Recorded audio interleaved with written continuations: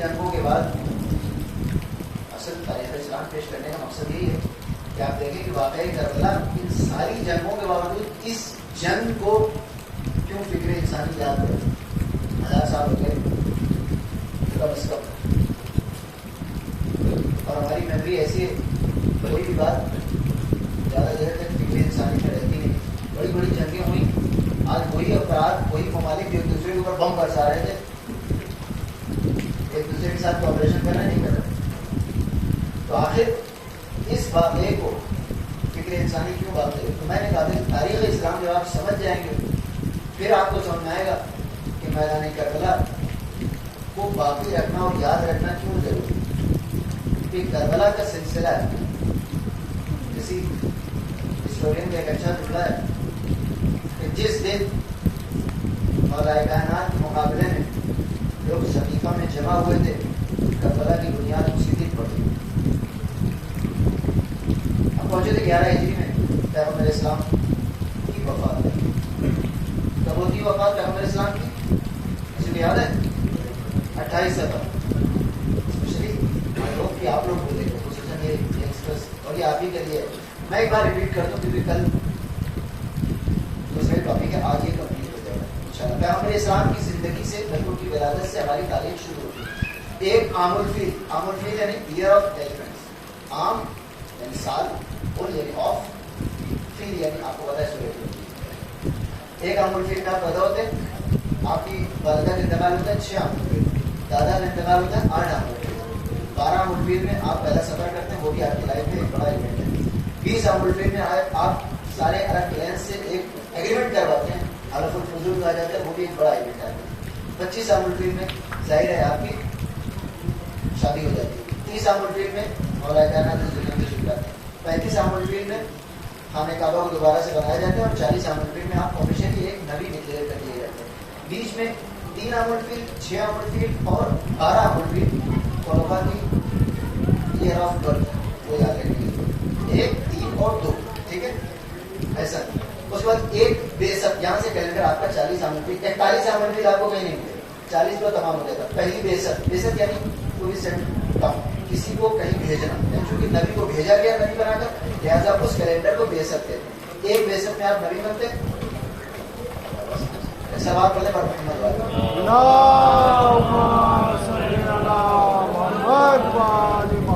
توجہ ادھر ہے. ایک بیسط میں آپ نبی بنتے ہیں. 3 بیسط میں آپ کو حکم ہوتا ہے کہ دعوت رشتہ داروں کو بلایا جائے. عشیرہ یعنی رشتہ دار, ان کو دعوت دیجیے. 5 بیسط میں شہزادی سلام اللہ علیہ اس دنیا میں آتی. 7 بیسط میں آپ کا مکمل بائیکاٹ کر دیا جاتا ہے. 10 بیسط میں بائیکاٹ ختم ہو جاتا ہے. جناب ابو طالب 26 رجب کو اسی سال, اور 10 رمضان کو جناب خدیجہ اس دنیا سے چلی جاتی ہے. 10 بیسط جس کو پیغمبر اسلام ایئر آف سیڈنس, عام الحزن قرار دیتے ہیں. 11 بیسط میں 12 افراد مسلمان ہوتے ہیں. فرسٹ بیعت اکبر اور دا پلیس جہاں پر پروفیٹ محمد صلی اللہ علیہ وسلم ہے آفر ڈیس. 13 بیسط میں 2 سال کے بعد 75 افراد مسلمان ہوتے ہیں. 14 بیسط کے ربیع الاول میں مسلمان ہجرت کر لیتے ہیں, جس کو کہتے ہیں پہلی ہجری. پہلی ہجری میں مائگریشن ہوتا ہے اور یہودیوں کے ساتھ آپ ایگریمنٹ کرتے ہیں. دوسری ہجری میں جنگ بدر ہوتی ہے اور مولا کائنات کی شادی ہوتی ہے, ایک ذی الحجہ کو. تیسری ہجری میں جنگ احد ہوتی ہے اور امام حسن اسلام سے دنیا میں آتے ہیں. 4 ہجری میں امام حسین علیہ السلام. 5 ہجری میں جنگ خندق اور جناب زینب سلام اللہ علیہ. 6 ہجری میں صلح حدیبیہ اور جناب ام کلثوم. 7 ہجری میں ماؤنٹن سائڈ پر جاتے ہیں پیغمبر اسلام اور جنگ خیبر ہوتی ہے. 7 ہجری کے بعد 8 ہجری میں ایک ہی سال میں جنگ موتا, اس کے بعد فتح مکہ اور اس کے بعد جنگ نہروا. جنگ موتا مدن سائڈ پر, فتح مکہ پھر ساؤتھ میں جاتے ہیں اور وہیں پر جنگ نہروا نہیں جی جنگ حنین ہوتی ہے. اس کے بعد 9 ہجری میں آپ واپس آ جاتے ہیں. 9 ہجری میں 3 میجر ایونٹس ہوتے ہیں, مباہلہ, آیت تطہیر اور آیت جس کو کہتے ہیں سورہ حلاقہ.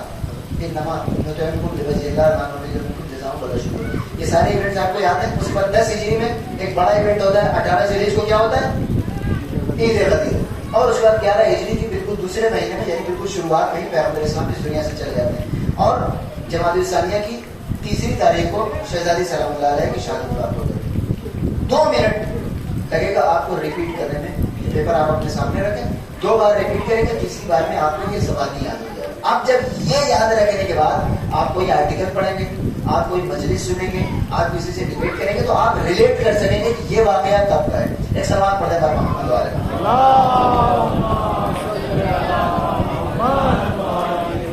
تو 11 ہجری میں پیغمبر اسلام اس دنیا سے چلا تھا, شہزادی سلام اللہ علیہ شادی ہوئی. اب مسلمانوں نے اپنا خلیفہ چن لیا, مسلمانوں لیکن کچھ مسلمان. 12 ہجری میں مسلمانوں کی جنگ ہو جاتی ہے, ایک فل فلیج وار ہوتی ہے. کس کے ساتھ؟ مسیلمہ کذاب کے ساتھ. مسیلمہ نام کا ایک آدمی تھا جس نے نبوت کا دعویٰ کیا. یہ یاد رکھے گا جب کوئی نیا نبی آتا ہے یا کوئی ایجوکیشن نیا رہتا ہے تو اس میں جوش بہت رہتا ہے. تو جو جوش مسلمانوں کے اندر تھا اس سے کہیں زیادہ جوش مسیلمہ کے فالوورز میں تھا, کیونکہ وہ تازہ نبی بنا تھا. تو مسلمانوں نے اب تک کافروں سے جنگ لڑی تھی, عیسائیوں سے جنگ لڑی تھی, یہودیوں سے جنگ لڑی تھی. یہ تینوں پرانے ہو چکے تھے, ان کا جذبہ ایمانی اتنا تازہ نہیں تھا. لیکن جب مسیلمہ سے ان کی جنگ ہوئی تب ان کو پتا چلا کہ جنگ کیا ہوتی ہے پہلی بار. اور مسیلمہ رہنے والا تھا نجد کا. یہ یاد رکھیں, جغرافی آپ سمجھ لیں عربین پیننسولا کی. یہ جو کوسٹل لائن ہے ریڈ سی یا ڈیڈ سی, کون سا سی ہے سعودی عرب کے پاس؟ ریڈ سی. ریڈ سی کے جو کوسٹل ایریا ہے وہاں پر 3 شہر, مکہ, جدہ اور مدینہ. مکہ اور جدہ بالکل پاس ہے, مدینہ تھوڑا سا دور ہے. تو یہ اور آگے جا کر ایک نیو شہر بن رہا ہے جس کو کہتے ہیں نیوم سٹی. ہم سنا ہے نیوم سٹی کا, وہ بتا. تو یہ سارے کے سارے شہر اسی کوسٹل لائن پہ آتے ہیں. اس کوسٹل بیلٹ کو حجاز کہتے ہیں اور باقی سعودی عرب کو نجد کہتے ہیں. ٹھیک ہے, جس میں ریاض اور قطیف وغیرہ ہے. اور آگے جا کر اسٹرپ ہے, کون سا ملک ہے وہ؟ قطر. تو وہ قطر وغیرہ کو نجد میں شمار کیا جاتا تھا. اور باقی یہ جو ساحلی پٹی ہے اسٹرپ, اس کو کہتے تھے حجاز. تو اوٹمن امپائر جو سعودی عرب کے اوپر گورنمنٹ کر رہا تھا صرف حجاز کے اوپر کر رہا تھا, باقی سارے علاقے پر انہیں آل سعود کی حکومت ہمیشہ سے تھی. 1921 میں انہوں نے حجاز کے اوپر بھی قبضہ کر دیا, جس کے بعد جنت البقیع کو منہدم کر دیا. ٹھیک ہے, آپ کو جغرافی سمجھ آ گئی. مسیلمہ نجد کے علاقے کا تھا. تو مسلمانوں نے ابھی تک حجاز میں جنگیں لڑی تھی اپنے علاقے میں, مکے میں ہو گئی, مدینے میں ہو گئی, تھوڑا سا آگے چلے گئے خیبر میں. یہ سب کا سب اسی کوسٹل لائن پہ آتا تھا.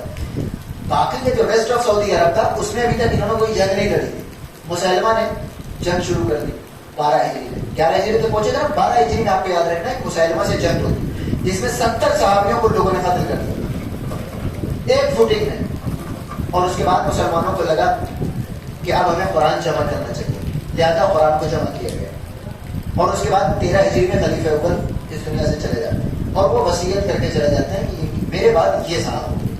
پہلا میجر شفٹ جو مسلمانوں میں آیا جس کی وجہ سے نان مسلم آج تک ہمارے اوپر اعتراض کرتے ہیں کہ آخر تمہارے خلافت کا معیار کیا ہے؟ 4 خلیفہ چنے گا, چاروں کا میتھڈ الگ ہے. پہلے کو چند افراد نے چن لیا لیکن ہم اس لیے نہیں چنے گئے, دوسرے کو وصیت کے ذریعے, تیسرے کو 6 لوگوں کی کمیٹی نے, اور چوتھے کو پبلک. وہ اگر حقیقی کوئی ڈیموکریٹک خلیفہ تھا تو مولا کائنات کی صاحب. ایک سوال پڑھنے پر محمد والے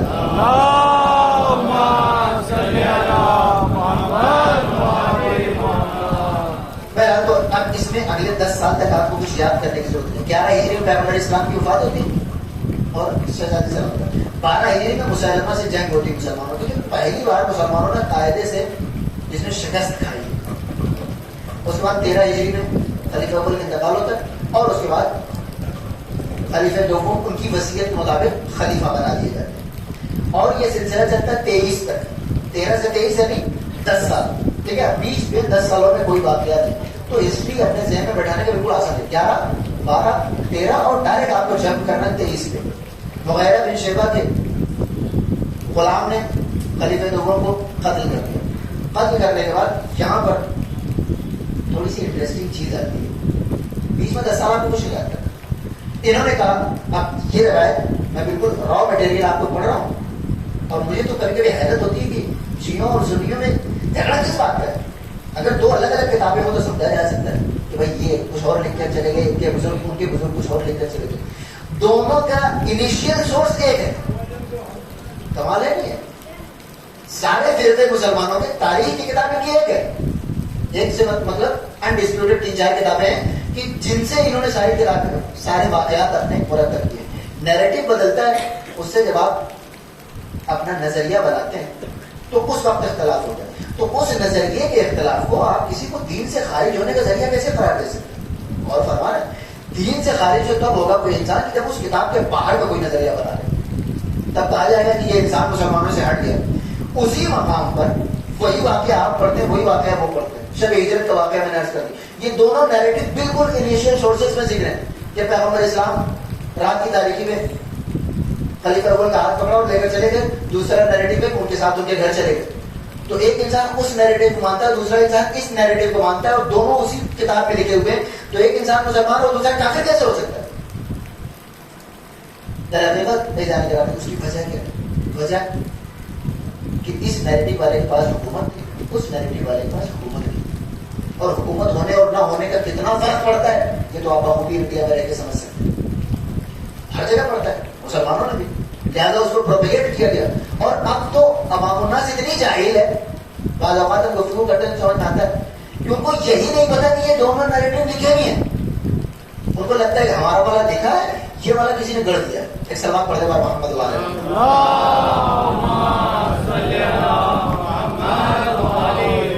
جیسے کبھی کوئی اختلاف نہیں ہوگا اگر ایمانداری سے انسان تاریخ کا مطالعہ کرے، کبھی کوئی اختلاف نہیں. اب انتقال کے وقت اب یہ جو میں جملہ پڑھ رہا ہوں خلیفہ دوم اور ان کے بیٹے کے بیچ کا مکالمہ ہے. انہوں نے 6 لوگوں کی کمیٹی بنا لی کہ یہ کمیٹی اپنے درمیان سے کسی ایک کو خلیفہ بنا دے. اور انہوں نے کہا کہ یہ انسان، میں بٹ ٹو بٹ وہی ان کا جملہ نقل کرا، یہ انسان کہ جس کے چہرے کے سامنے ذرا سے بال کم ہے، یعنی مولا کہتا ہے، اگر میں اس کو خلیفہ بناتا ہوں تو یہ انسان دین کو صحیح راستے پر لے جائے گا، اور اگر اس کو خلیفہ بناتا ہوں، خلیفہ سوم کے بارے میں، تو یہ بنی امیہ کو مسلمانوں کے اوپر مسلط کر دے گا. بیٹے نے کہا کہ اگر آپ کو اتنا ہی یقین ہے تو آپ ان کو بنا کے نہیں دیتے. اب جملہ دیکھیں، انہوں نے کہا کہ میں نہیں چاہتا کہ خلافت کا بار اور وزن میں زندگی میں بھی اپنے اوپر لے کے رکھوں اور مرنے کے بعد بھی اپنے اوپر لے کے جاؤں، لہٰذا میں ان 6 لوگوں کی کمیٹی بنا دیتا ہوں، یہ جس کو چاہیں گے چن لیں گے. ایک اب تو واقعہ ہے 23 ہجری کا، بات سمجھے، 13 سے ڈائریکٹ آپ کو جمپ کرنا ہے 23 پر. اب وہ کمیٹی کے نام بڑے دلچسپ ہیں، لہٰذا میں 5-7 منٹ اس پر رک کر آپ کی توجہ دلانا چاہتا ہوں. ایک سوال پڑھنے کا محمد والے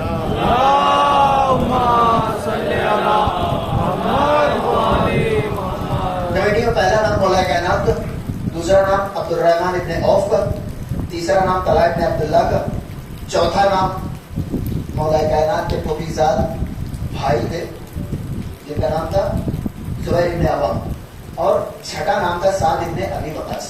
سعد ابن ابی وقاص کون ہے؟ عمر سعد بن کا بیٹا ہے. وہ بندہ ہے کہ جس نے مولا کائنات کے خلیفہ بن جانے کے بعد بیعت نہیں کی. اب ظاہر ہے وہ خلافت کے لیے انہیں ووٹ کیوں دینے لگے، لہٰذا یہ 6 نام. اور کمال یہ تھا کہ اس میں بھی کنڈیشنز لگی ہوئی. مولا کائنات کی پارٹی میں صرف ایک آدمی تھا، زبیر ابن عوام، جو ان کے سگے پھوٹی کے بیٹے تھے، اوبیسلی پیغمبر اسلام کی بھی پوری جانکاری تھی.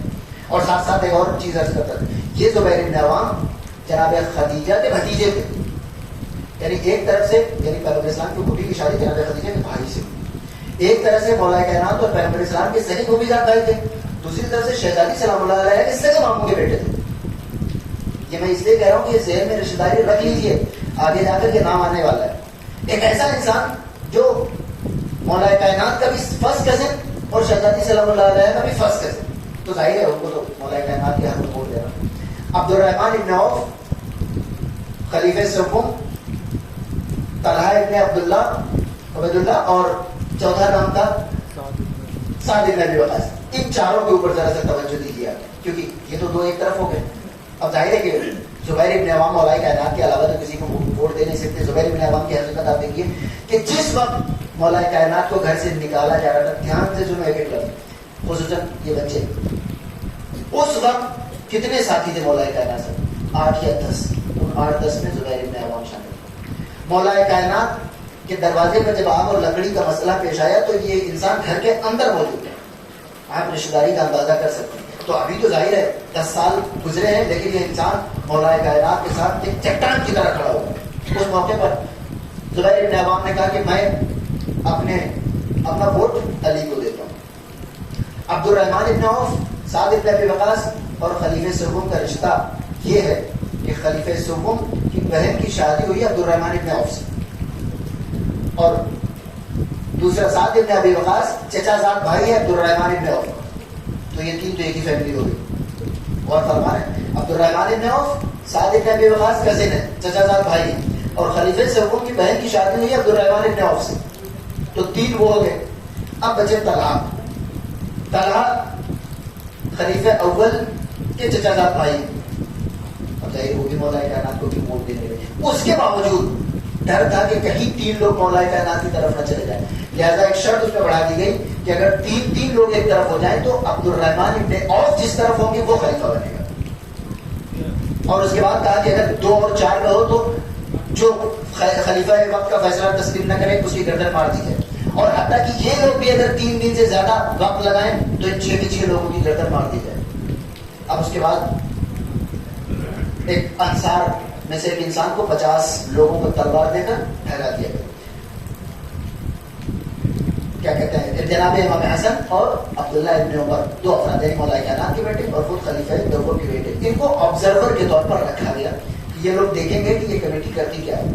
اب کمیٹی آئی, 3 لوگوں کا رشتہ آپ نے دیکھ لیا آپس میں, سعد ابن ابی وقاص عبد الرحمن ابن عوف جو چیف سلیکٹر ہے ان کی رشتہ داری, اور خلیفہ سوم ان کے رشتہ دار لگتے ہیں. 3 تو وہ ہو گئے. مولا کائنات کے ساتھ زبیر ابن عوام ہے, طلحہ ابن عبید اللہ جو ہے ان کی رشتہ داری آپ پہلے سے جانتے ہیں. تو وہ ایک نیوٹرل بندہ تھا. ان کو ڈر تھا کہ کہیں یہ طلحہ مولا کائنات کی طرف نہ چلے جائے, لہٰذا انہوں نے یہ شرط لگا دی کہ جدھر عبد الرحمن ابن عوف کے پوجی تھے. مولا کائنات کے ایک صحابی غالباً ہمارے یاسر تھے, جب اس لسٹ کو انہوں نے دیکھا تو کہا مولا خلافت تو ایک بار اور آپ کے ہاتھ سے چلی گئی. اس کا مطلب کہ چنے جانے سے پہلے لوگوں نے سمجھ لیا تھا کہ کیا ہونے والا ہے اس میں. اب وہ کمیٹی بیٹھی. زبیر ابن عوام نے کہا کہ میں علی کو اپنا ووٹ دیتا ہوں. عبد الرحمن ابن عوف نے کہا کہ میں اپنے آپ کو اس دوڑ سے باہر سمجھتا ہوں.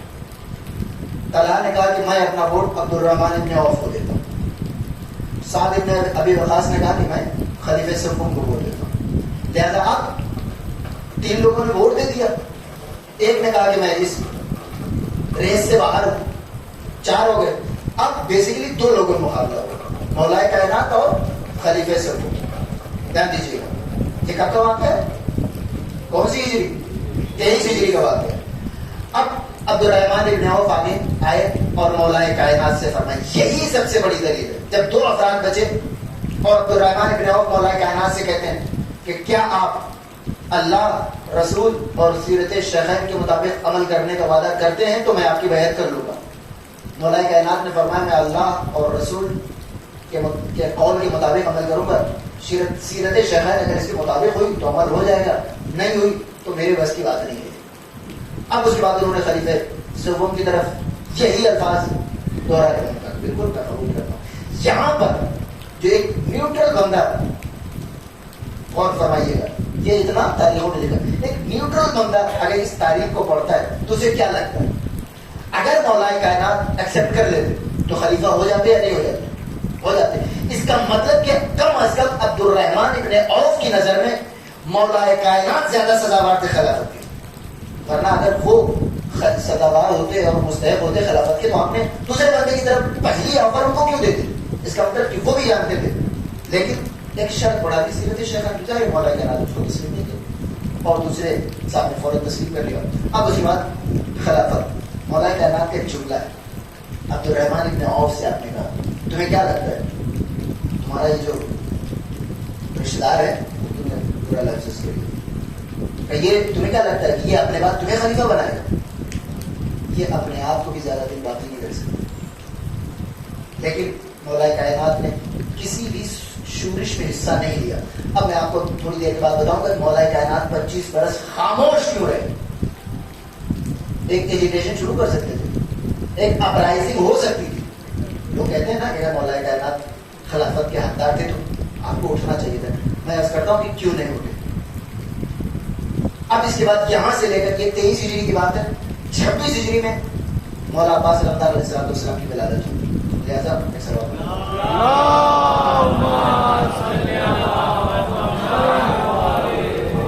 23 میں یہ واقعہ ہوتا ہے. 26 کے بعد 26 کے بیچ میں آپ کو کچھ یاد نہیں کرنا. 13 سے ڈائریکٹ جمپ کریں 23 پر, 23 سے 26 پر, 26 کے بعد ڈائریکٹ 35 پر. تو 23 اور 35 میں کتنا فاصلہ ہوتا ہے؟ 10 سال. 12 سال کا فاصلہ ہوتا ہے، یعنی گویا کہ خلیفہ سوم 12 سال خلیفہ رہے. اب اگر آپ کو پتا ہو تو میں نے رشتہ داری بیان کی تھی ایک بار.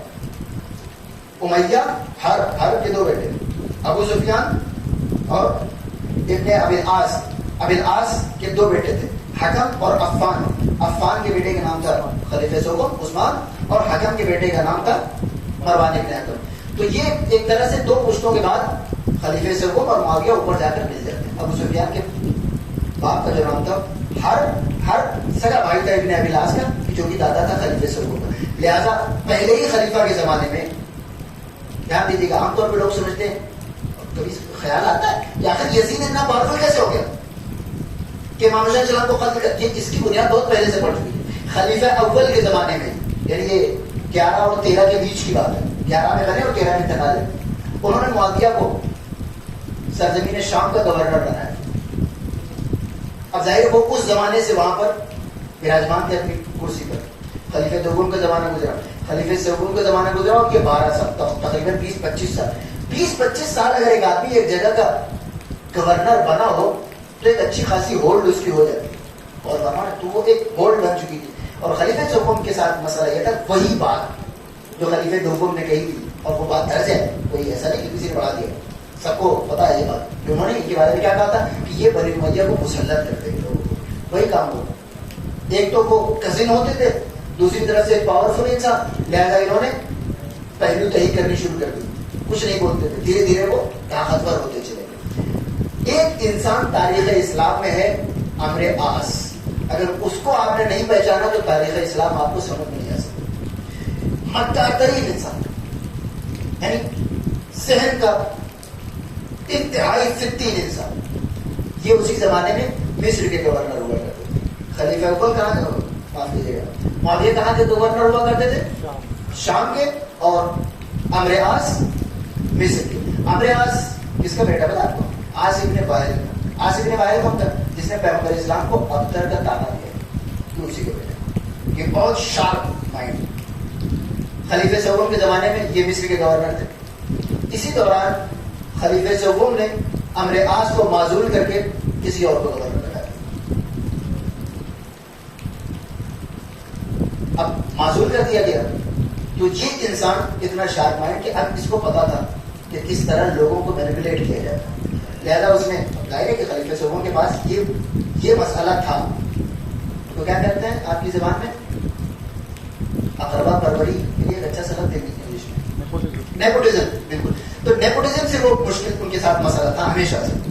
لیکن جب تک کوئی اپرائزنگ نہیں ہوتی ہے وہ کام چلتا رہتا ہے. لیکن جب کوئی اڑ جاتا ہے وہی ویکنیس لے کر تو آپ کے خلاف ایک بڑی اپرائزنگ ہو سکتی ہے. تو نیپوٹزم بہت زمانے سے چل رہا تھا. جیسے ہی عمرو عاص کو معزول کیا گیا، یہ مکار انسان تھا، یہ فوراً اس نے چند لوگوں کو اکٹھا کیا اور کہا جا کر مدینے میں مولا کائنات کے ساتھ مل کر یہ سازش کرو اور لوگوں کو بھڑکاؤ کہ خلیفہ نے اپنے اقربا اور اپنے رشتہ داروں کو بہت زیادہ مال و دولت دے رکھا. اور واقعی اس میں بات میں حقیقت تھی، لیکن کوئی قیام نہیں کر رہا تھا، کوئی خلاف ورزی نہیں کر رہا تھا. اب اس نے لوگوں کو ابھار دیا.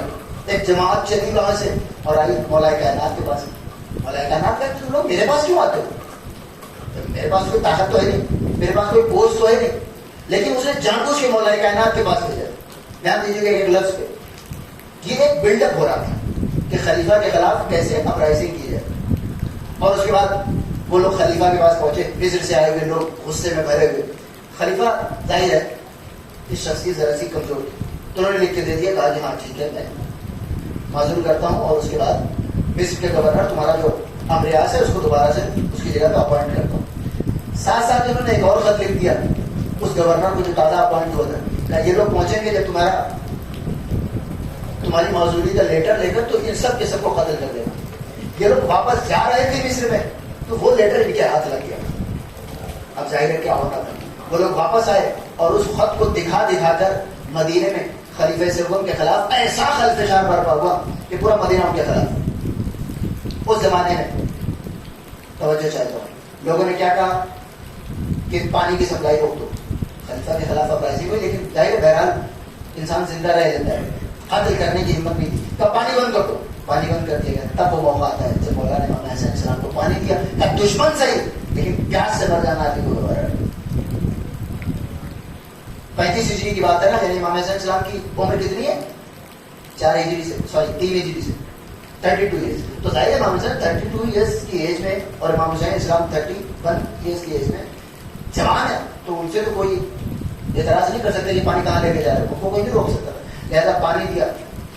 اس مقام پر 2 افراد جو مولا کائنات کے قریبی تھے, یاد رکھیے گا. بعض اوقات آپ اپنے پرسپیکٹو سے دیکھتے ہیں یا دوسرے والے کے پرسپیکٹو سے دیکھتے ہیں تو بات سمجھ میں نہیں تھی. مولا کائنات کے خلاف قتل عثمان کے قصاص کا جو ایک شوشہ چھوڑا گیا, اس کی وجہ یہ تھی کہ مولا کائنات نے تو مدد کی, کسی شورش میں حصہ نہیں لیا, لیکن 2 افراد جو مولا کائنات کے بہت قریبی تھے اور وہ بھرے ہوئے تھے. معصوم اور غیر معصوم کا فرق یہی ہوتا ہے. میں نے بار بار آپ کو توجہ دلائی ہے کہ معصوم کا ہونا کیوں ضروری ہے. 2 افراد, یہی زبیر ابن عوام جو مولا کائنات کے ٹوپیزاد بھائی تھے, جنہوں نے 25 سال واقعی ساتھ دیا مولا, جبکہ کوئی نہیں دے رہا, اور دوسرے محمد ابن ابی بکر جن کو مولا کائنات نے پالا. مولا کائنات کے چاہنے والے تھے, خیر خواہ تھے, لیکن بہرحال تھے تو غیر معصوم. ان لوگوں نے بھی اچھا خاصا اپنا حصہ ڈالا اس سازش میں کہ جس میں ظاہر ہے زبیر ابن عوام آج کے زمانے میں آپ کو نہیں لگتا ہوگا, لیکن پیغمبر اسلام کا سگا بھتیجا بھائی ہونا ایک بڑی بات تھی اس زمانے میں.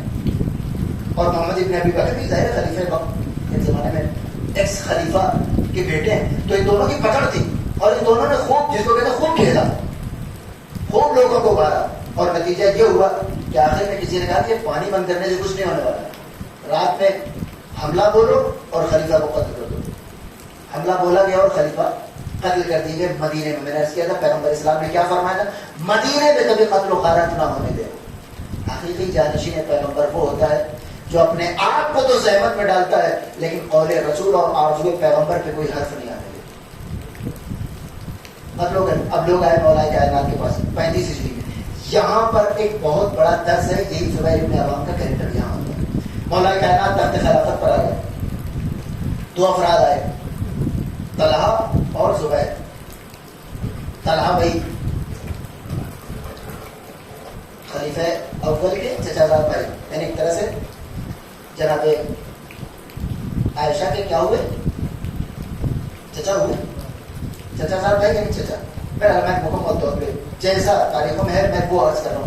میں کبھی کبھی حیرت میں پڑ جاتا ہوں کہ اس کے بعد کیوں اختلاف ہوتا ہے شیعوں سے, اس کے بعد کیوں جھگڑا ہوتا ہے. اس کا مطلب کہ کوئی نہ کوئی کہیں نہ کہیں بےمانی ضرور کرنا ہے, ورنہ سیدھی سیدھی بات ہے. یہ 2 افراد آئے اور زبیر ابن عوام کی اچھی خاصی پکڑ تھی بصرے میں. بصرہ میں ان کا ایک گولڈ تھا. انہوں نے کہا کہ یا علی, دھیان سے سنیے گا ایک ایک لفظ, میں بصرے کی گورنرشپ چاہتا ہوں, مولا کائنات میں کر دوں, ٹھیک ہے, میں ریویو کروں گا, اگر ہوتا ہے تو میں دے دوں گا تمہیں, اور اگر تمہارا حق نہیں ہے تو مجھ سے کوئی امید نہیں رکھنا. زبیر ابن عوام نے کہا کہ مولا مجھے ہر حالت میں چاہیے. کیوں چاہیے؟ کیونکہ بیٹا, کون سا بیٹا, جو امام حسین السلام کے زمانے مختار نامے میں آپ نے اس کو بہت مشہور, اس کا نام سنا ہوگا, ابن زبیر. کیا نام تھا اس کا, نام کیا تھا, عبداللہ ابن زبیر.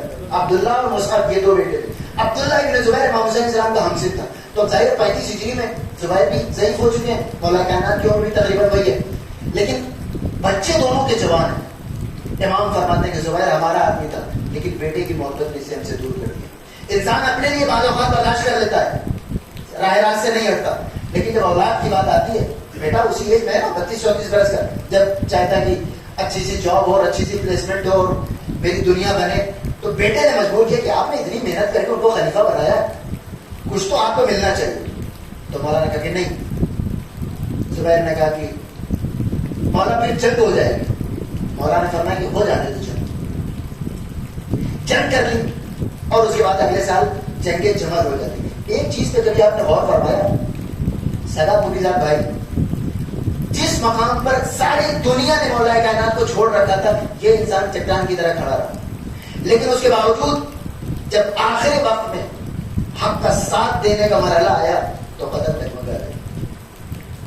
یعنی آپ کا معصومیت کے بارے میں علم رکھ لینا کافی نہیں ہے, جانکاری رکھ لینا کافی نہیں ہے, محبت کا دعویٰ کر لینا بھی کافی نہیں ہے, یا تھوڑی بہت محبت دکھا لینا بھی کافی نہیں ہے. جب تک آپ اپنی آخری سانس تک اس محبت پہ باقی نہیں رہتے. میں سلام پڑھنے بعد محمد والے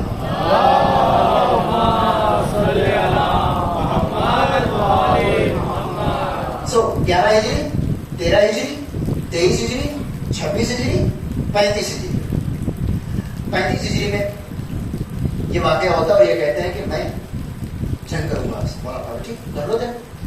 اب ظاہر خلیفہ وقت سے تو آپ نہیں لڑ سکتے. آپ جتنے بھی آپ کا ہولڈ ہو کسی ایک علاقے میں, وہ جو سپریم لیڈر ہے اس سے آپ جنگ نہیں کر سکتے. لیکن ایک جان آپ نے غور فرمایا زبیر نے کیا کہا تھا, مولا میں نے آپ کو تخت خلافت پر پہنچانے کے لیے بڑی محنت کی. مولا نے منع کر دیا. ایک عظیم درس ہے مولا کی زندگی سے. 25 برس تک اگر مولا کائنات نے اس دوران کچھ واقعی مدد کی تھی اپنے حساب سے, مولا نے کچھ نہیں. اگر مولا کائنات نے زبیر سے کوئی اپنا ذرا سا کام نکلوایا ہوتا تو آج جب منع کر رہے تھے تو وہ پلٹ کے نہ کہتا کہ مولا جب تک آپ کا اپنا کام تھا آپ نے خود نکالا, اب جب میں کچھ مانگ رہا ہوں تو آپ منع کر رہے ہیں.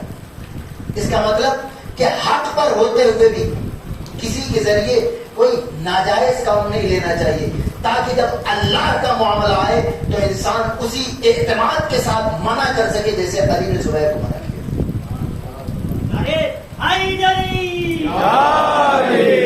مسئلہ یہی ہوتا ہے, کچھ نہ کچھ ہمارا کوئی نہ کوئی پوائنٹ دب رہا ہوتا ہے. بعض اوقات انسان اتنا برا نہیں ہوتا ہے, مجبور ہو جاتا ہے.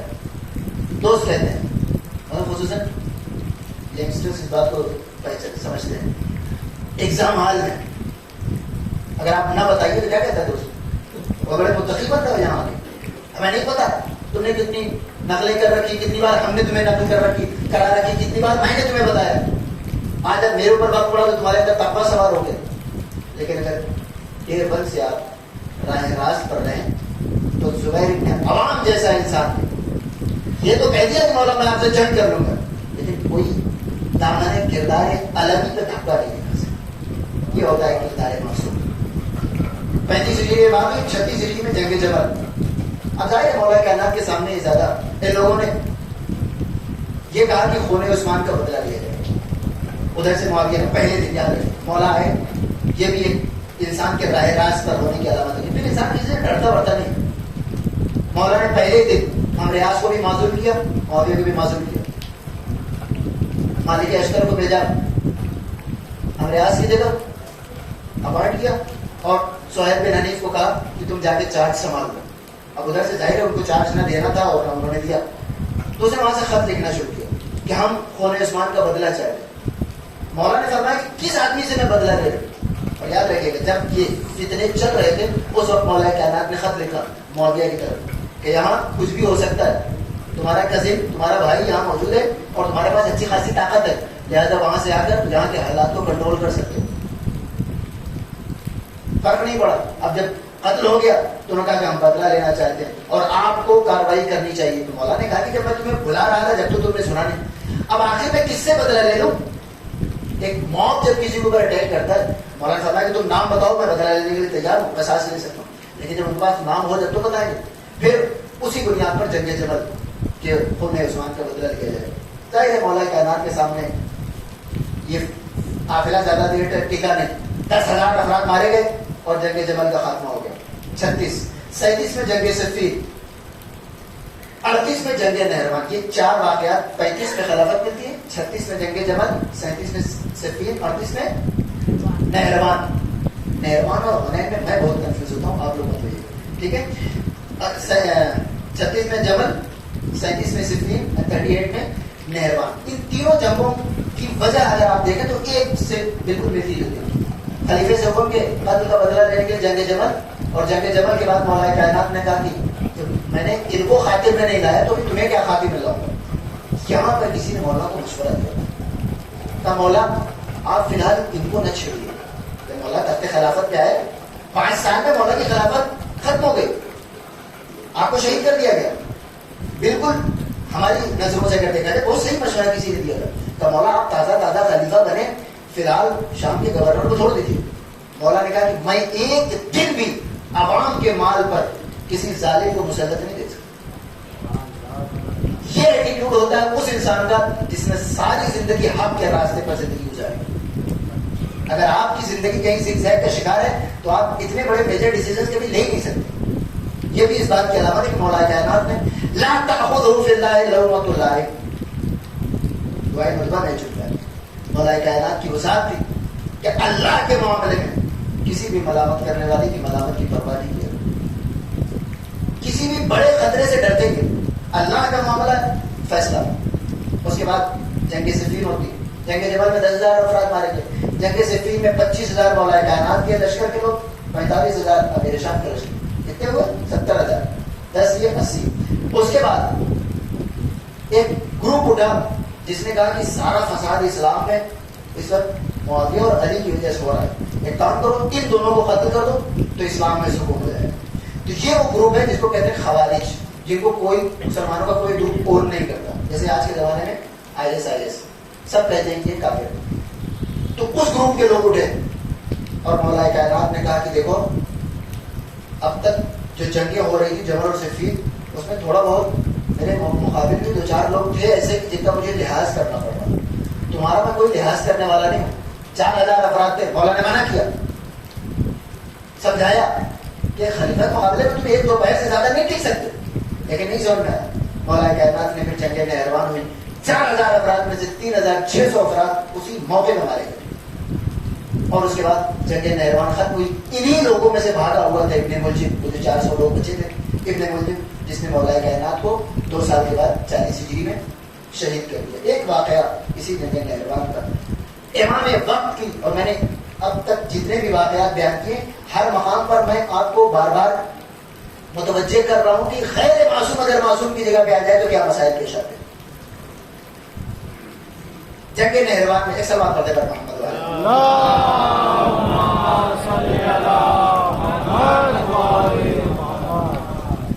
مولا کوفے کی گلیوں سے گزر رہے تھے. ساتھ میں آپ کے تھے کمیل ابن زیاد. وہ تو دعائے کمیل آپ پڑھتے ہیں, وہی والے کمیل ابن زیاد. رات کی تاریکی میں آپ جا رہے تھے, کمیل آپ کے ساتھ ساتھ. امام وقت کی معرفت کے بغیر آپ لاکھ اچھے اعمال انجام دیں. اس اچھے عمل کی کوئی گارنٹی نہیں ہوتی کہ آپ کب تک وہ عمل انجام دیں. ورنہ بہت سارے افراد ہیں جو کلمہ نہیں پڑھتے لیکن وہ ہر وقت گناہ تھوڑی کرتے. چیریٹی کرنے والے کوئی ضروری ہے کلمہ پڑھتا ہوں تو پھر کلمے کی کیا ضرورت ہے. کلمہ آپ کو اس چیریٹی میں باقی رکھتا ہے, ایک احساس ذمہ داری دیتا ہے. ورنہ اچھے کام تو انسان اگر ہمیشہ اچھے کام کرے اس میں باقی رہے تو پھر کسی دین مذہب کی ضرورت نہیں ہے. مسئلہ ہے کہ انسان کا مزاج کبھی بھی چینج ہوتا ہے. 2 منٹ پہلے ہنس رہا ہے, پھر رونے لگے, پھر ناراض ہو جائے گا, پھر راضی ہو جائے گا, پھر گلے مل جائے گا. اس انسان کو جو شفٹ ہوتا رہتا ہے بار بار, اس کے جذبات اور ایموشنز, اس کو باقی رکھنے کے لیے قانون کی ضرورت ہے. اس لیے کلمہ پڑھو. امام وقت کی معرفت اس کی ضروری ہے. اگر امام وقت نہیں ہے تو جب مسلمانوں میں تفرقہ ہوا اور معصوم درمیان سے ہٹ گیا, اب انسان کو اس راہ راست پر باقی رکھنے والا کوئی نہیں.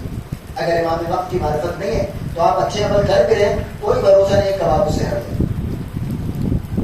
گزر رہے تھے, اچانک مولا نے محسوس کیا, دھیان سے سنا, کہ کمیل نظر نہیں آ رہا. آپ نے دیکھا پیچھے کی طرف, کیا کمیل تو میرے ساتھ چل رہے تھے, میں تجھ سے گفتگو کر رہا ہوں, وہاں کہاں رکے ہو؟ ان کا مولا میں آ رہا تھا لیکن اوپر چھت سے تلاوت کی ایسی دلنشین آواز آ رہی تھی کہ جس نے میرے قدموں کو روک لیا. مولا نے وہیں سے فرمایا کمیل آ جاؤ, اس کی یہ تلاوت اسے جہنم میں لے کے جائے. بڑا چلتا ہے وہ تلاوت جو کمیل ابن زیاد جیسا صحابی جس نے دعائے کمیل آپ کو عطا کی ہے, جن کے ذریعے سے آپ کو پہنچی ہے, اور ہر شب جمعہ آپ پوری تجوید اور خوش الحانی کے ساتھ اس کی تلاوت فرماتے ہیں. اس کمیل ابن زیاد کے قدموں کو روک لینے والی تلاوت کیسی نہیں ہوگی؟ اب ظاہر مولا کہہ رہے ہیں تو کوئی بحث تو نہیں کر سکتا. چلے مولا کو بھی پتا ہے کہ اس بندے کو میں نے ابھی مطمئن نہیں کیا, چپ ہو گئے. صحابی ہمارے جیسے پہلے ہی سوال کریں. 1 سال کے بعد جگہ نہروان ہوئی. رات کی تاریکی میں مولا اپنی ذوالفقار سے چہروں کو الٹ رہے تھے, کٹے ہوئے سروں کو ادھر ادھر کر رہے تھے. اچانک آواز کو میں ادھر آؤ.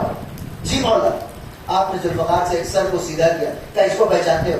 کہا نہیں مولا. کہا یہ وہی سر ہے کہ جس کی تلاوت نے تمہارے قدموں کو روک لیا تھا. یہ قرآن کی تلاوت سے باخبر تھا لیکن قرآن ناطق کی عظمت سے بے خبر تھا. لہذا اگرچہ قرآن جانتا تھا لیکن علی کے وجود کا دشمن تھا, لہذا اس کا قرآن خود اسے جہنم میں لے گیا. معرفت امام اگر نہیں ہے تو تلاوت زیادہ دیر تک آپ کو راہ راست پر رہنے نہیں دے، خلیفہ وقت کے مقابلے میں لے کر آتے ہیں. کم از کم خلیفہ تو جو ہے مولا کہنا.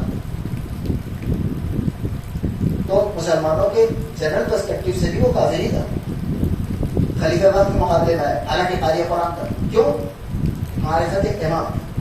بھائی جانکاری میں نے اپنے گفتگو تمام کی. 35 ہجری، 36 ہجری، 37، 38 یہ 3 سال جنگوں کے. 38 میں مولا کائنات کی شہادت واقع ہو جاتی ہے. کس مہینے میں؟ رمضان کی 21 تاریخ کو. اور اس کے بعد مولا امام حسن علیہ السلام اور معاویہ میں پھر ایک چھوٹی سی جنگ ہوتی ہے، جس کے بعد آپ صلح کر لیتے ہیں اپنی شرطوں کو. ظاہر ہے ایک انسان معصوم کے مقابلے میں یہی جملہ کسی نے مولا کائنات سے کہا تھا کہ مولا آپ کے مقابلے میں آپ کا دشمن کامیاب کیوں ہو جاتا ہے؟ مولا کو دنیاوی لحاظ سے شکست ہوتی تھی. خود جنگ صفین میں قرآن مجید کو نیزے اور بلند کر کے جیتی ہوئی جنگ مالک اشتر بالکل خیمے تک پہنچ چکی، لیکن مولا کو پیچھے ہٹنا پڑا. تو کسی نے پوچھا چاہنے والے نے، مولا آخر آپ کے مقابلے میں بار بار کامیاب کیوں ہو جاتے؟ آپ نے فرمایا میری ایک حد ہے، اس کی کوئی حد نہیں. یہ بہت بڑی بات ہے. مولا فرماتے لو لتقى لكنت ادهى العرب، اگر تقوی الہی نہ ہوتا تو میں سرزمین عرب کا سب سے بڑا سیاسی انسان ہوتا. تو میری سیاست کی ایک لمٹ ہے، اس کی کوئی لمٹ نہیں. تو جب میری لمٹ ہے تو ظاہر ہے مجھے تو اپنے قدم واپس کھینچنے پڑیں گے. لہٰذا اس وجہ سے امام حسین اسلام نے صلح کے لیے اس نے سفید کاغذ دے وائٹ پیپر کا، اس میں جو لکھنا ہو آپ کو لکھ دیجیے. ظاہر ہے کہ جس انسان کو پہلے ایک بار بننے تو دو ہم کو بعد میں ہم بتائیں گے. تو یہ والا ایڈیٹر مجھے بولتا کہ انسان وائٹ پیپر ہے کیا 10 دے دے گا، لکھیے تو آپ کو لکھنا ہے، وہ تو بعد میں بتاؤں گا ماننا ہے کہ نہیں ماننا. اس میں کچھ شرطیں تھیں. یہ 41 ہجری کی بات ہے. 40 میں مولا کائنات شہید ہوتے ہیں. 41 میں یہ شرط ہو جاتی ہے کہ اپنے بعد معاویہ کسی کو نامینیٹ نہیں کرے. باقی ساری شرطیں اپنی جگہ. ایک شرط یہ تھی جس کی بنیاد پر واقعہ کربلا باتیں ہوئی. تو اب آپ کو سمجھ میں آ گیا کہ یزید اتنا پاورفل کیسے بن گیا. وہ خلیفہ اول کے زمانے سے سلسلہ چلا رہا تھا. خلیفہ سوم نے اور زیادہ چھوٹ دے دی، اس کے بعد مولا کائنات سے جنگ کر کے اور زیادہ پاورفل ہو گئے. امام حسن سے صلح کر کے بالکل یونانیمسلی رولر بن گئے پورے عالم اسلام کے. 41 میں امام حسن اسلام نے صلح کر لی اور پورا قافلہ لے کر آپ مدینے آ گئے. اب اگر آپ کے ذہن میں سوال آئے کہ مولا کائنات تو کوفے میں رہا کرتے تھے، پھر امام حسین اسلام نے مدینہ کیوں چھوڑا؟ 41 میں ہمیں وہاں سے واپس آ گئے پورے قافلے کو لے کر، پورے خاندان کو لے کر. اب اس کے بعد امام وقت اور معصوم کی ذات کیا ہوتی ہے؟ امام حسین اسلام نے 41 سے لے کر 50 ہجری میں آپ کی شہادت ہوئی. 9 سال تک آپ نے ایک لفظ نہیں کہا اس کے خلاف. کیوں؟ کیونکہ جب تک شرط کی مخالفت نہیں ہو رہی، امام معصوم عام انسانوں کی طرح موقع نہیں تلاشتے کسی کے خلاف کہ موقع مل گیا تو حملہ کر دیا جائے. بے شمار موقع آئے. ایک انسان نے مولا کائنات سے کہا کہ مولا آپ قیام کیوں نہیں کرتے، میں آپ کا ساتھ دوں گا. مولانا کیوں؟ اس نے کہا اسلام کی سربلندی کے لیے. آپ نے فرمایا کہ تمہیں اسلام کی فکر کب سے ہونے لگی؟ اس کا مطلب کہ وہ صرف مولا کائنات کو آگے بڑھا رہا تھا کہ یہ رہیں گے جس جنگ میں، وہ جنگ کوئی ہارنے والی تو ہے نہیں، یہ تو جیتیں گے. تو ظاہر ہے 2-4 افراد کا قافلہ صاحب پہ لگا کر میں بھی کچھ فائدہ اٹھا لوں گا. معصومین اس راستے کو بند کرتے تھے، کبھی سازش نہیں کیا. لہذا 9 سال تک. پھر ریپیٹ 11 ہجری 13 ہجری خلیفہ اول کی وفات، 14 ہجری 11 ہجری 11 میں پیغمبر اسلام، 12 میں جنگ یمامہ، 13 میں خلیفہ اول. کیونکہ 13 سے آپ ڈائریکٹ جاتے ہیں 23 پر خلیفہ دوم. 23 سے آپ جہاں میرے پاس کی ولادت کب ہوتی ہے 26. اس کے بعد 25 سے جاتے ہیں 26 کے بعد آپ جاتے ہیں 35 پر مولا کائنات خلیفہ بن جاتے ہیں. اس کے بعد 3 سال جنگوں کے 36 37 38. اس کے بعد 40 میں آپ کی شہادت ہو جاتی. 41 میں امام حسین اسلام واپس آ جاتا ہے. اب 41 سے آپ کو ڈائریکٹ 50 میں جاتا ہے، امام حسین اسلام کی شہادت ہو جاتی ہے. اس کے بعد 53 میں امام حسین اسلام اب ظاہر ہے امام بن چکے ہیں. مینا کے مقام پر ایک خطبہ ارشاد فرماتے جس میں معاویہ کے خلاف آپ نے ایک شدید ترین خطبہ دیا جناب حجر بن عدی کی شہادت کے بعد. اس کے بعد 53 سے لے کر وہ بھی کوئی بڑا ایونٹ نہیں. لہذا 50 کے بعد آپ کو ڈائریکٹ جانا ہے 60 پر. 60 میں جب امام حسین اسلام نے مدینہ چھوڑ دیا. لہذا اب تاریخ اسلام اگر آپ کی نظروں میں ہو تو آپ ایک ایک چیز آسانی سے سمجھ سکتے ہیں. کل کی مجلس میں انشاءاللہ میں عرض کروں گا کہ واقعہ کربلا آج تک باقی کیوں ہے. کیا بہت ساری جنگیں ختم ہو گئی. وہی اگر آپ سے آ کر کہہ دیں کہ بڑی بڑی جنگوں والے تو آج ترقی کر رہے ہیں, 1000 سال ہو گئے, آپ یزید کو کیوں نہیں چھوڑ دیتے؟ یہ ذکر بند کر کے کچھ کام کی باتیں کیجیے, ترقی کیجیے جیسے دنیا ترقی کرے. تو کیا کرنا چاہیے؟ یزید کو چھوڑ دینا چاہیے؟ نہیں چھوڑنا چاہیے. کیوں نہیں چھوڑنا چاہیے یہ میں انشاءاللہ کل کی مجلس میں سلوات پڑھتے پر محمد والے.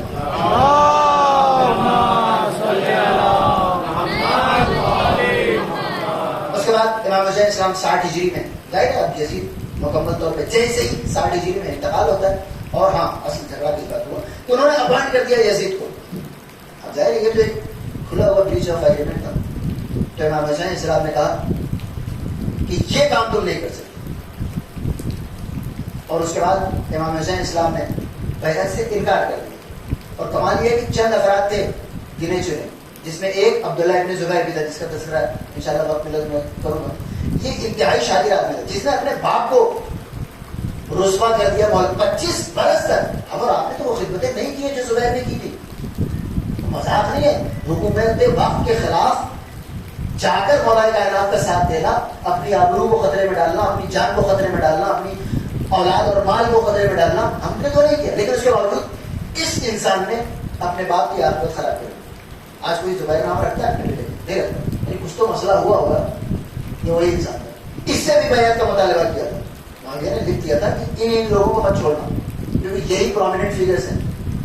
امام حسین سے غلطی یہ ہوئی یزید سے, اور یزید کے اندر وہ بات نہیں تھی, وہ دماغ نہیں تھا. اس کے بعد یزید نے غلطی کی کہ پہلا مطالبہ امام حسین سے. اگر وہ امام حسین کی بجائے بقیہ 4 لوگوں سے مطالبہ کرتا تو وہ کر لیتے تھے. وہ بقیہ 4 امام حسین کے پیچھے چھوڑ گئے کہ جب یہ کرے گا تو دیکھا جائے گا. یہی وجہ ہے کہ عبداللہ ابن زبیر نے بھی بیعت نہیں کی تھی. اور 2 سال کے بعد کربلا کے بعد جب یزید کا لشکر آیا تو سیدھے عبداللہ ابن زبیر کے پیچھے گئے, لہذا ایک بار اور قتل و غارت ہوئی. تو فی الحال 60 ہجری میں سب سے بڑا نام امام حسین اسلام سب سے آگے. اور امام حسین اسلام نے کہا کہ میں بیعت نہیں کر سکتا. یزید کے ولید کے دربار سے واپس آئے. پہلا جملہ آپ کو آپ کے خاندان والوں کے سامنے آپ نے کہا کہ مجھے مدینہ چھوڑنا ہے. بہت سارے لوگوں نے مشورہ دیا. میں نے کل کی مجلس میں عرض کیا کہ 2 افراد جناب محمد حنفیہ اور جناب عبداللہ ابن عباس, یہ دونوں بڑی شخصیت ہیں. ایک علمی شخصیت تھی, سیاسی شخصیت تھی, اور ایک ملیٹریلی ان کا ایکسپیرینس بہت زیادہ. دونوں نے مشورہ دیا اور امام حسین اسلام نے کہا کہ نہیں مجھے جانا پڑے. وجہ وہی پیغمبر اسلام کی حدیث کہ میرے بعد اگر واقعی جانشین کوئی میرا ہے تو میری خواہش کا احترام ضرور کرے گا. مدینے کا قتل و غارت میں ہونا چاہیے. امام جانتے تھے کہ بیعت کے مطالبے کا مطلب کیا ہے. کسی اور کی بیعت ہوتی عام طور پہ انریسٹ کیپٹل میں ہوتا ہے تو اس کو کنسیڈر کیا جاتا ہے. دور دراز علاقے میں اگر کوئی احتجاج اور مظاہرہ پروٹیسٹ ہو رہا ہے تو حکومت اس کو دھیان نہیں دیتی. یزید کہاں تھا؟ سیریا میں, دمشق. اور مدینہ کہاں؟ 3000 راؤنڈ اباؤٹ فاصلہ ہے. تو یزید کو دھیان دینے کی ضرورت نہیں تھی. اس کا مطلب کہ امام حسین اسلام کی اہمیت اتنی زیادہ تھی کہ یزید کو فوکس کرنا پڑا. ورنہ امام حسین اسلام 3000 کلومیٹر دور اگر ایک انسان کہتا ہے میں بیعت نہیں کروں گا, بعض لوگ کہتے ہیں کہ امام حسین اسلام اتنی شدت سے انکار کیوں کر رہے ہیں. ایک بزرگ عالم دین کہتے ہیں کہ جو لوگ یہ کہتے ہیں کہ امام حسین اتنی شدت سے انکار کیوں کر رہے تھے, وہ ایک بار یہ سوچیں کہ یزید اتنی شدت سے اصرار کیوں کر رہا تھا. تو اگر یزید امام حسین اسلام کی اہمیت پہچانتا ہے تو کیا خود امام حسین اپنی اہمیت نہیں پہچانتے کہ میری بیعت کا کیا مطلب ہے؟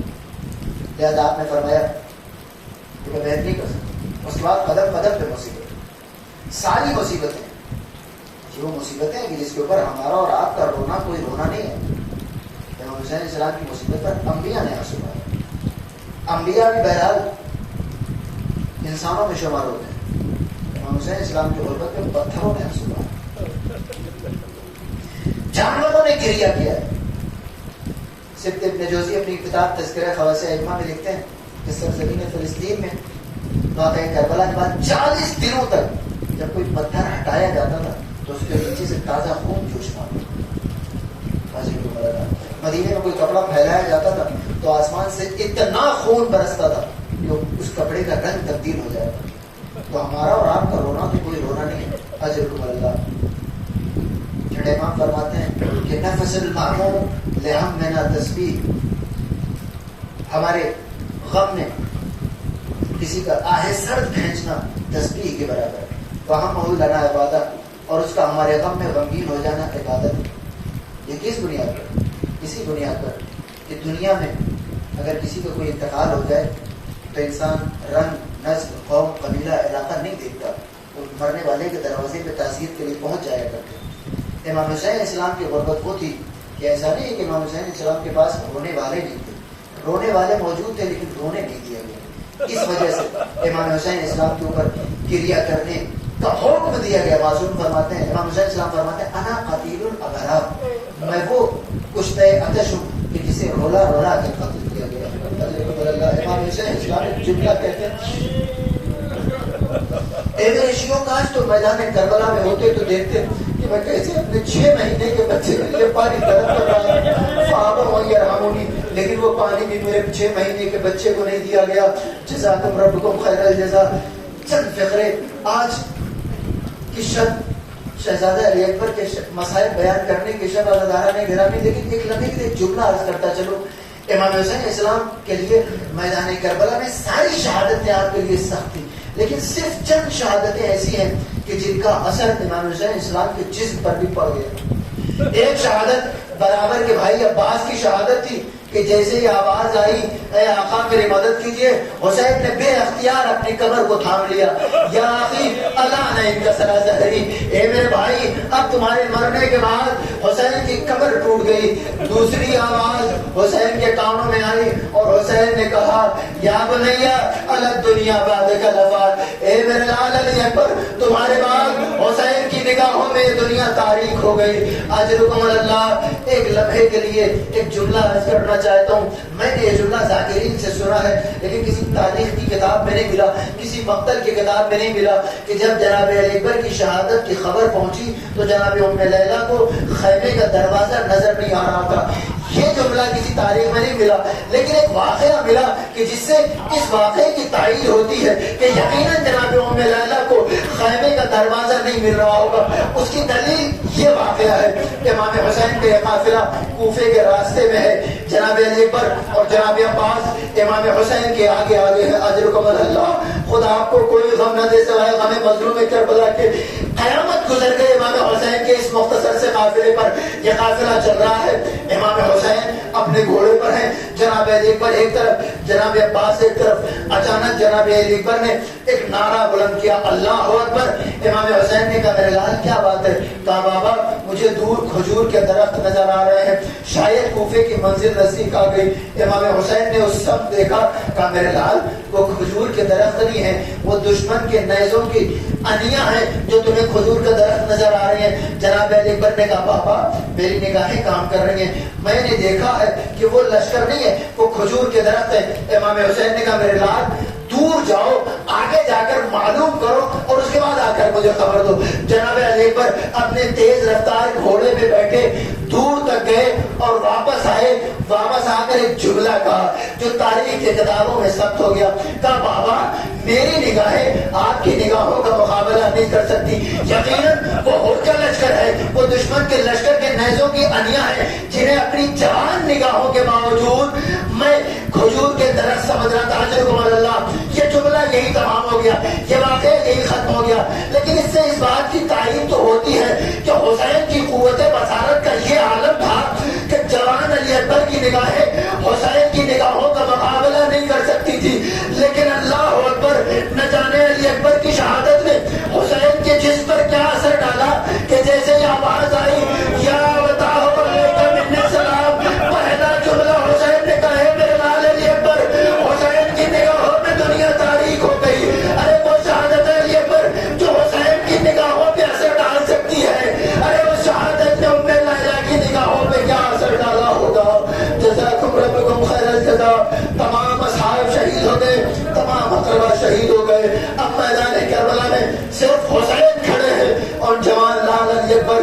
اسی اسرا میں جناب علی اکبر آتے ہیں اور کہتے ہیں بابا اب مجھے بھی جنگ کی اجازت دیجیے. امام حسین السلام کہتے ہیں میرے لال علی اکبر میں تمہیں اجازت تو دے دیتا ہوں، لیکن ایک بار بچپن سے تمہیں اپنی اولاد کی طرح پالنے والی پھوپھی سے بھی تو رخصت ہو لو، اپنی پھوپھیوں سے بھی اجازت لے لو. اجرکم اللہ. جناب علی اکبر خیمے میں جاتے ہیں اور اس کے بعد رخصت ہونے کے بعد جب نکلنا چاہتے ہیں، تمام مقاتل نے اس جملے کو لکھا ہے کہ جب یہ جوان لال حسین کا خیمے میں گیا تو خیمے سے نکلنا چاہتا ہے، کوئی بچی دامن پکڑ لیتی ہے، خیمے سے نکلنا چاہتا ہے، کسی بیوی نے بازوؤں کو پکڑ لیا، باہر آتے ہیں پھر خیمے میں جاتے ہیں، جناب علی پر بار بار باہر آتے ہیں، بار بار خیمے میں جاتے ہیں، اور سب کے سب نے اس جملے کو لکھا. لیکن جب آخری بار یہ جوان خیمے سے باہر آیا تو ایک ساتھ اتنا زیادہ گریا ہوا کہ جیسے کسی بھرے گھر سے جوان کا جنازہ نکلتا ہے.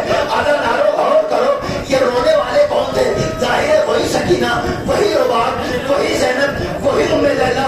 اگر علی اکبر کے زندہ گھر سے نکلنے پر ایسا گریا ہوتا ہے کہ جنازے کا سما ہے تو عزاداروں ذرا سوچو کہ جب علی اکبر کا جنازہ آیا ہوگا تو اس وقت گریے کا کیا عالم رہا ہوگا. جزاکم ربکم خیر الجزا. حسین کے بعد سے علی اکبر آئے، جناب امام حسین نے جوان لال کے سر پہ امامہ رکھا، علی اکبر کو رخصت کیا. جناب علی اکبر جنگ کرتے ہیں، تھوڑی دیر کے بعد واپس آتے ہیں. قیامت کا جملہ ہے، یہ وہ منزل ہے کہ جس نے ماجان کربلا میں حسین کو بے چین کر دیا. حسین کو آج تک اپنی مظلومی کا احساس نہیں ہوا تھا. جوان لال سامنے آیا، اے میرے لال تمہیں تھکن ہوگی، کوئی خواہش ہو تو بیان کرو. کہا بابا اگر ایک گھونٹ پانی مل جائے تو میں علی اور جعفر کی جنگ کا مزہ چکھا دوں. اللہ اکبر. جوان بیٹا غربت کے عالم میں پہلی بار کوئی سوال کر رہا ہے اور حسین بے بسی سے چہرہ دیکھ رہے ہیں. اے میرے لال علی اکبر، یہ مجبور بات تمہاری خواہش تو نہیں پوری کر سکتا، لیکن میری یہ انگشتری رکھ لو اپنے تہہ میں. امام حسین کی انگشتری جناب علی اکبر نے اپنے تہہ میں رکھی. آخری نظر عزادارو، جناب علی اکبر اپنے بابا سے رخصت ہو کر اب جب جانا چاہتے ہیں، اچانک کیا محسوس کیا کہ پیچھے کسی چیز کے گرنے کی آواز آ رہی ہے. پلٹ کے دیکھا تو ضعیف باپ اپنی کمر کو تھامے ہوئے چلا آ رہا. گھوڑے سے اتر گئے. ایک جملہ کہا علی اکبر نے، اے بابا آپ نے تو مجھے رخصت کر دیا تھا، پھر آپ کیوں آ رہے ہیں؟ عزاداران مظلوم کربلا، جناب علی اکبر معصوم آغوش کے پالے ہوئے ہیں. امام حسین نے اس کے باوجود اس سوال کا کوئی جواب نہیں دیا. کہا میرے لال علی اکبر، کاش تم صاحب اولاد ہوتے تو تمہیں معلوم ہوتا کہ کہیں تمہارے پیچھے پیچھے کیوں آ رہا. اجرکم اللہ، جزاکم ربکم خیر الجزا. حسین نے ایک بار پھر اپنے جوان لال کو گلے سے لگایا، دوبارہ سوار کیا. جناب علی اکبر سرزمین کربلا پہ جہاد کرتے جا رہے ہیں. اچانک ایک ظالم نے جوان علی اکبر کی ایک درخت کی اور سے سینے کا نشانہ لے کے ایسا نیزہ مارا کہ نیزہ لگنے کے بعد جب شکی نے نیزہ کھینچا تو نیزے کی یعنی ٹوٹ کے علی اکبر کے کلیجے میں رہ گئی. بے اختیار آواز دی، یا بتاؤ علیکم منی سلام. اے بابا میرا آخری سلام قبول کر لیجئے. سلام کہنے کا مقصد یہ تھا، بابا اب تک کسی کی لاش پر آپ گئے، کم از کم میں موجود تھا، لیکن جب میرا جنازہ آپ آنا چاہیں گے تو آپ کی کمر پہلے سے شکستہ ہے، آپ کو سہارا دینے والا کوئی نہیں ہے. لہذا بابا میں آپ کو مدد کے لیے نہیں بلا رہا ہوں، میں آپ کو سلام آخر کر رہا ہوں. بابا آپ کو آنے کی ضرورت نہیں ہے. حسین کی طرف سے علی اکبر نے اپنا مرحلہ انجام دے دیا. بابا آپ پہ آخری سلام. لیکن وہ حسین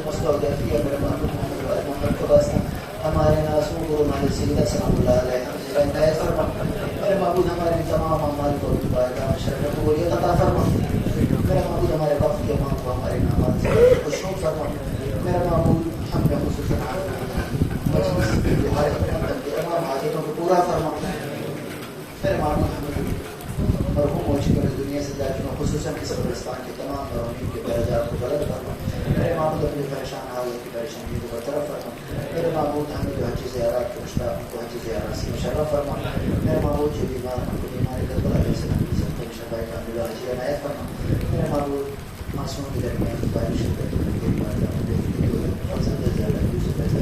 خدا باری سے آزاد امام زمان علیہ السلام کی سب تاجیل فرما